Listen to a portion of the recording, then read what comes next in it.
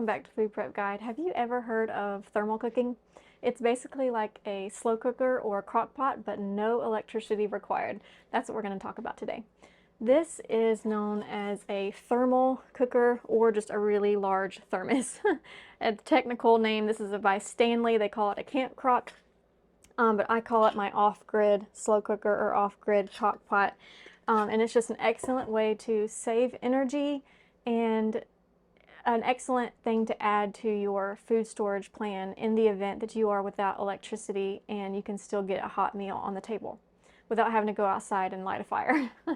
We're going to chat about this thermal cooking technique, but before we do that, we need to bring our food to a boil, and I want to go ahead and get that started so that it can be coming to a boil while we're cooking. So I'm going to put my eye on high here. This is one of my meal in a jars. This is a fajita bean and rice casserole, but instead of baking it into like a casserole dish, we actually will heat it up in a pot and create it that way and use it as a filling for quesadillas, so that later on when I go to cook supper tonight, all I have to do is throw a tortilla on the skillet, sprinkle some cheese on, and dump the filling in, and we can have quesadillas tonight, really quick and easy. So this is a make-ahead meal that I will do on my meal prep day when I'm making a bunch of different meal in a jars where you normally just add water to it. I am going to be adding a few more things than just water to it. So normally to this recipe I will add 5 cups of water, but today I'm going to add 4 cups of water because I'm going to be adding a pint of ground beef and a pint of pinto beans, and I'm not going to drain either one of them. So I'm hoping I'll get around a cup of liquid to help make up the difference on the liquid there. So let me get this dumped in here real quick. So there is a pint of ground beef and a pint of pinto beans.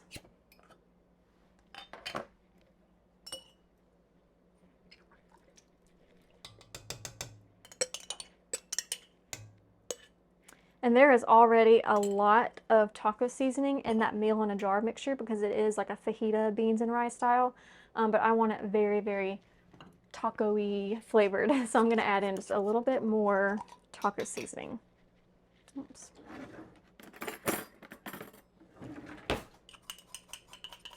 Now you may be wondering, why are you cooking using the stovetop when we're supposed to be thermal cooking? And that's because the first step to thermal cooking is bringing your food to a boil. And so we do still need an energy source for the beginning, but you can easily do this over a propane stove or a fire or something like that if you had to. But even though I will use this just on a regular basis, not in a situation where I don't have power, just because it's handy and it saves energy. But you only need to boil it for a few minutes versus 20 to 30 minutes, and even longer if, well, let's get to that. Okay, let me get this all the way on high. I'm going to bring this to a boil, and then I want to, whenever we're going to be chatting about this, I'm going to be keeping an eye on the pot. When it comes to a boil, I'm going to set a timer for 3 minutes, and then it'll be ready to go into our thermal cooker. Okay, so let's talk about thermal cooking. We already mentioned that you need to bring your food to a boil before it goes into your little crock pot here. And the amount of time that it needs to boil is going to depend on whether or not you're using raw meats. And you can absolutely cook like a roast in this type of thing, and just like you would a crock pot. It's just that you would need to boil it for much longer before you put it in here. So if you would typically slow roast a roast in your slow cooker for, let's say, 7 to 8 hours, then you could boil it on the stovetop for about 30 minutes and then put it in your thermal cooker, and it will cook the rest of the way over that 6 to 7 hour period. There are plenty of charts online that you can type in what it is that you're wanting to cook, and you can get a general idea of how many minutes to cook it, because that is important to have it boil a certain amount of time so that there's enough like thermal energy in the food to continue that cooking process inside this thermal cooker. If you have no meat or cooked meat, like I put a pint of cooked ground beef in here already, so it's already cooked. So no meat or cooked meat, you only need to boil it for about 3 to 5 minutes. There are, I know that's like a big jump between 3 to 5 minutes versus 30 minutes for like a whole rump roast, but there are all sorts of times in between that frame for certain different types of foods. And you can just Google that. You can type in thermal cooking pork or thermal cooking pork chops or something like that. And it will tell you how long you need to boil your food for. So my meal in a jars that don't have any meat in them or have dehydrated meat or things like this, I'm only boiling for 3 minutes. The next thing that you should know about thermal cooking is time. And this is really one of the highlights of thermal cooking because there is a lot of wiggle room here for, I say wiggle room a lot, it's like my favorite phrase, I think. There's just a lot of room here to be able to eat whenever you want to. The caveat is it needs to stay at a temperature at 140 degrees Fahrenheit. So if you are going to be adding a thermal cooker to your food storage plan, you're going to want to have a thermometer on hand. This is like a meat thermometer. I don't think I've ever used it for meat. I use it for bread and for thermal cooking. And I will just make sure that when we are ready to eat, I'll just pop this in here, stick it in the middle of the thermos, and make sure that we are at or above 140, and it is almost always well above 140 degrees Fahrenheit. The 140 degrees Fahrenheit line is like where if it dips below that, bacteria can start to grow. So that's why we want to keep the food temperature above 140 degrees. If you prepare your food properly and boil it for long enough, you're not going to have to worry about dipping below 140 degrees unless you go past that like 12-hour point. So let me talk about, let's see an example. So oatmeal. You can do oatmeal and it will be ready. Bring it to a boil, 3 minutes, pop it in. Am I boiling yet? No, not quite. Pop it in here and it can be ready in 2 hours. Alternatively, let's say you want to go ahead and make the prep breakfast in your thermal cooker overnight the night before. Let's say you might want to do a baked oatmeal or just a really dished up oatmeal with all sorts of yummy things in it, dried fruit, chopped nuts, banana, all sorts of things. You can boil it for 3 minutes with all of your ingredients the night before, put it in your thermal cooker, and it'll be ready the next morning. You just want to get out your thermometer, make sure it's at 140 degrees. If it is, you're good to go to eat it. If it's not, you're going to want to plop it back into your a stovetop pot and bring that up to a boil and then serve it after that.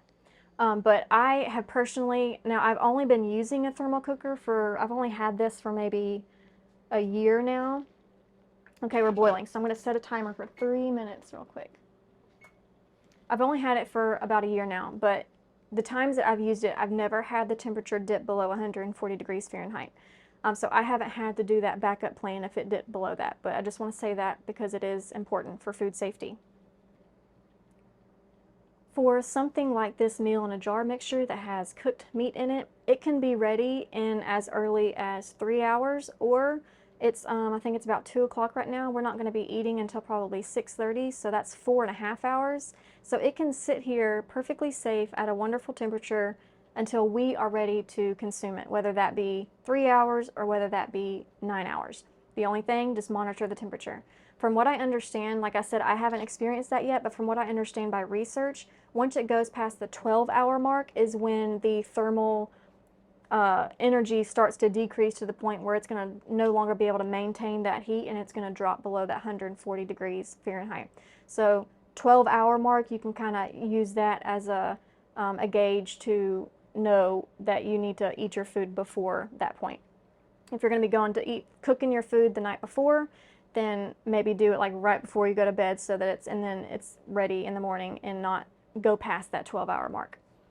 And another thing you need to know about thermal cooking is that you don't want to open the lid or peek at it at any point in time while it's cooking. You don't want to open the lid until you're ready to eat, until you're ready to test the temperature of it. And that's because since this is cooking solely off of residual heat, any type of opening and airflow and drop in temperature can mess up the process. So this isn't something where you're going to want to be picking up the lid and testing it and taste testing it or seeing if it's ready or seeing how it's doing. You won't want to open the lid until you're absolutely ready to cook it. Not cook it, eat it. Okay, we are at 10 seconds and counting. So I'm gonna go ahead and turn my heat off. I'm gonna go ahead and open the thermos. This is another thing. You want to transfer the contents from the boiling pot to your thermal cooker immediately. So I wanna go ahead and have the lid open, go ahead and have everything ready. Here's what it looks like on the inside. It's just a steel pot on the inside. And it's not removable, it's just an all-in-one type container. So I'm gonna open the lid and pour it in immediately.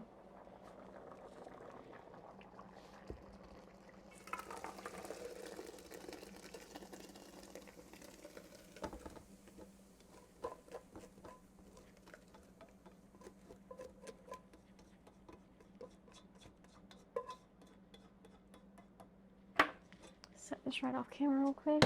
And then we want to get that lid on as quick as possible. It has 4 clips.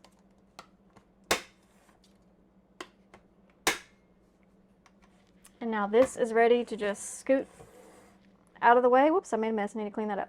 But this is ready to scoot out of the way, and it'll be ready for us to eat whenever we want, whether it's 2 hours from now or 6 or 7 hours from now. Again, I'm just gonna check the temperature before and make sure it's at 140 degrees Fahrenheit. The last tip I want to share about thermal cooking is that you want to fill your pot as much as possible. You want it to be 2/3 of the way full or more.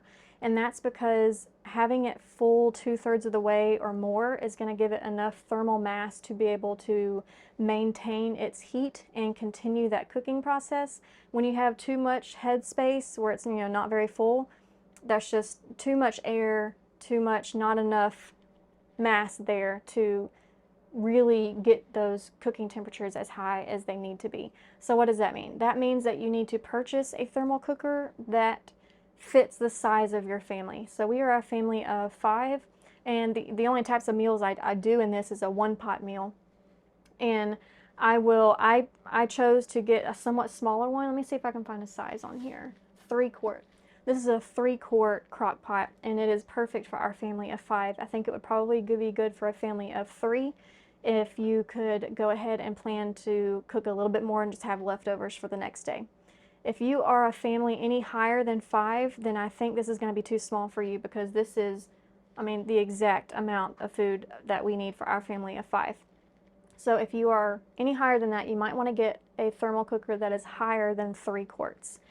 And you just need to bear in mind, you might want to test out some recipes to see how much volume it cooks and measure that out with some quart jars or something and figure out a good size thermal cooker for your family, knowing that it really needs to be 2/3, if not more, 3/4 of the way full to really cook well.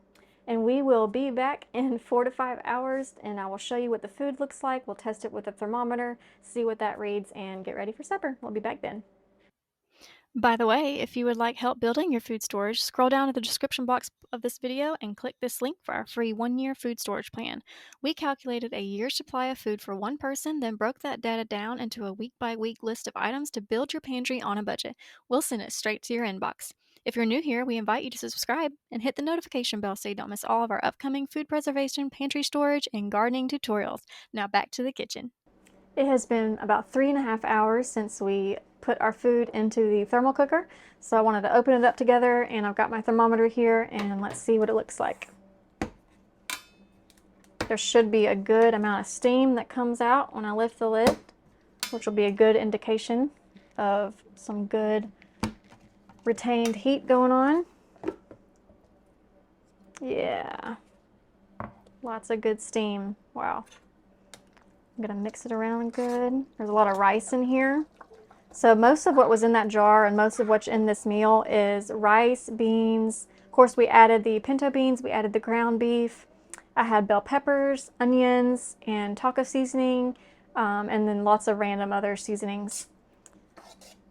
So this is a fantastic consistency. Before I show you the consistency, let me test and remember 140 and above is what we're looking for. So I'm going to turn this on and stick it about halfway through. It's at 169, 172, 74. Okay, it's stopping at about 174 degrees Fahrenheit. Now it's going back down. but it was at 174 degrees Fahrenheit. So that is well above 140 and we are good to go. I can almost guarantee I could let this go until 8 or 9 o'clock at night, which would have been 8 to 9 hours later, and it would still be good to go. But now that we've tested the temperature, I just want to show you the consistency of what this looks like. The rice is completely cooked. The beans are done right. The peppers have completely rehydrated. These were dehydrated peppers, dehydrated minced peppers. I'm trying to remember if I had diced tomatoes in there or not dehydrated. No, I just used tomato powder, that's right. But everything looks delicious. And remember, we're going to be using this as the filling for quesadillas. So now all I have to do is get a skillet hot, put a tortilla down, sprinkle some cheese, start filling this in, frying up those quesadillas, and dinner is ready. So I hope that was helpful to y'all. I hope if you are interested in thermal cooking, I will drop a link in the description box to this exact thermal cooker. But remember, if you are a much bigger family, more than 5 people, you're going to want a bigger size than this. Okay, well, we'll see you next time. Bye.